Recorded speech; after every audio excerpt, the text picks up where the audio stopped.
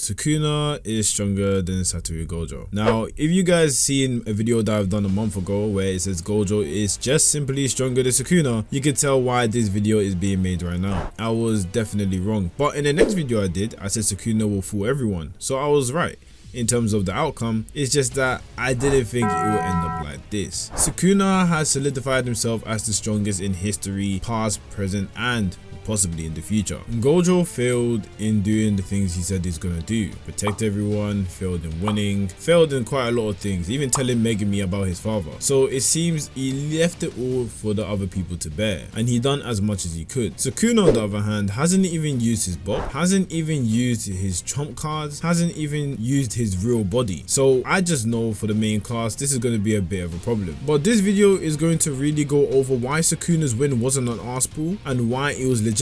So for this video, let's get around 800 likes. I would really appreciate it. I know you guys could do it, trust me, you guys have done it before. And yeah, let's get into the video. I'm gonna go ahead and explain it. This is not an arse pull, and the reason it's not is because Gojo got outplayed. Throughout the whole fight, you can see that Sukuna was on the back end a lot of the time. That is because he was always adapting to infinity and was always adapting to different types of abilities that Gojo had. Not only that, you have to take in consideration later on, he then was adapting and learning how to cut the infinity himself. And as soon as he did, you know the result. But let's see why this is not an arse pull. The way this move worked was that Maharaga's adaptation was adapting to the infinity slowly but surely, and it was starting to analyze how to cut through it.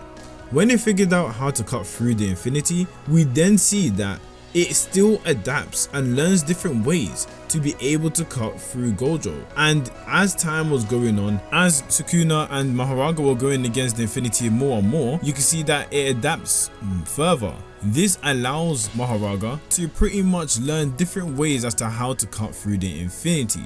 And that is what Sukuna was looking for. He was looking for a model, a blueprint for how to cut the infinity. And that is what he got. At first, Maharaga used his own cursed energy to be able to cut through the infinity, and this was not what he wanted. He didn't want the alteration of his cursed energy because he can't do that. That is not something within Sukuna's bag. That's not something he's capable of. So the second adaptation was the one that he's been looking for, and this adaptation is completely different from the first. Instead of changing your own cursed energy, this time it was expanding the technique's target. So this means if he has the slash, instead of hitting directly at Gojo to cut through infinity, he needs to hit something a bit more than that. This means Gojo Satoru was just in the way of the target that he was aiming at. He was aiming at specifically space itself, the space in the entire world and existence. When he cut through it, that is when the damage happened. It targeted everything before it unleashed those slashes. That means if the infinity is in the way of the space that he wants to cut through, that whole perimeter that he slashed would go straight through him and there will be nothing to stop. So it was a near impossible technique to pull off because obviously of how the model was, and you had to pretty much learn how to cut space itself, but he found it. And because Sukuna is a prodigy, well, as we can see, he adapts to anything or can do anything that he can learn. You can see that it came quite useful. Even Angel earlier on said, when you show Sukuna a move, he can probably do it already because all he needs to do is look at it once. So this is another example showing us that Maharaga was able to look at the move and do it once, which is why I say it's not an arse pull. Another thing added to that is the fact that Maharaga also on top of that was told, this is not what I want to see. How long do you expect me to wait? So during that point, you can see Sukuna has been waiting and waiting on how he's going to cut through the infinity, because that was the first time that Maharaga actually made an attack that cut Gojo, and that was the little gateway he needed to be able to get through.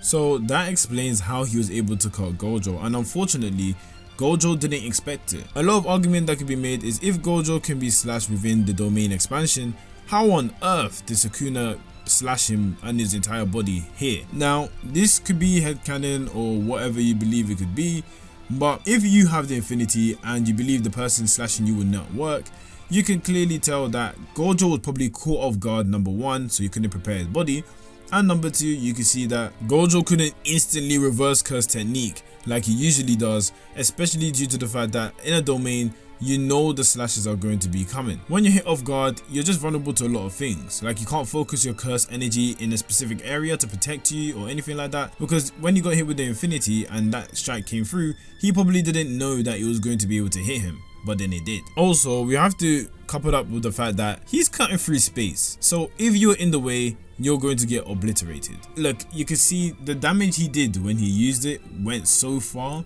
and you can see the wreckage. This was a move that was not like any other move. It was concentrated with the purpose and the intent to cut through space, meaning that the attack is way more potent than before.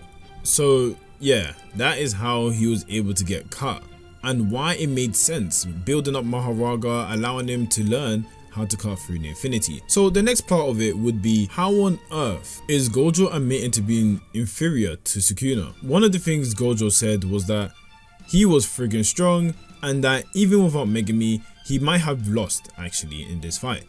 And the other problem was that he wasn't able to give it his all. So a lot of people have been saying, what do you mean he didn't give it his all? What do you mean that he is strong? And it feels like a character assassination on Gojo. Now I'm here to say it's not a character assassination.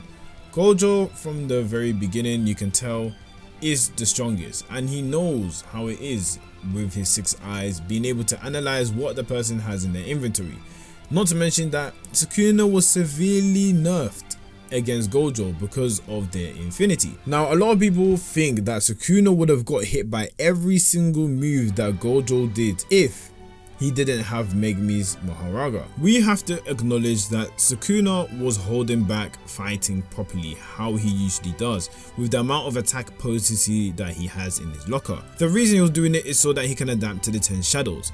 All the cool flashy things that Gojo was able to pull off, or the things that you see and be like, wow, he looks like he's the best and the strongest. All of those things were done because he allowed it to be done. There's a lot of times he could have blocked something or dodged something, but he had to adapt. And as he was adapting throughout the whole time, even from the time they were doing the domain expansions, he was still trying to adapt. So there's nothing to notice besides the fact that he purposefully put himself in situations where it looks like he's going to get hurt, because he knew that was required to adapt. And with calling Maharaga, he bailed him out of situations. Yes, as you can see from the beginning, the domain expansion battles, Sukuna originally was the strongest in terms of domain expansions. And obviously over time you can see that his brain got fried and things of that nature, but he probably wouldn't have let it get that far. With his actual curse technique and what he's actually capable of, he probably would have whittled Gojo down more, or he would have taken a different approach. You have to realize he has a lot in his arsenal, and he must have somewhere a can't miss attack. And this can't miss attack was something that probably would have been the trump card that he was hiding, but he wasn't even able to use that. Gojo possibly believes that with domain amplification, Sukuna will be just that strong. As you can see from the very beginning, he never did it again, but what he was doing before was changing his domain amplification to his curse technique, whittling it down.